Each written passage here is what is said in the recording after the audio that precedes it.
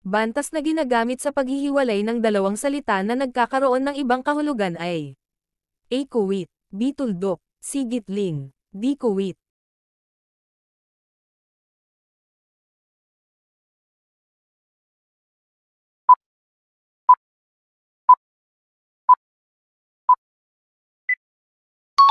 Tamang sagot, C. Gitling. Tuldok ginagamit sa pagtapos ng mga pasalaysay at paturol na pangungusap. Tandang pananong ginagamit upang magtanong. Tandang padamdam ginagamit upang magpahayag ng masidhing damdamin. Kuwit ginagamit sa paghihiwalay ng isang sinipi, ginagmit din upang mapaghiwalay ang pagkakasunod-sunod na grupo ng mga salitang magkakauri, at iba pa. Kudlit ginagamit upang palitan ang isang letra na kinakaltas.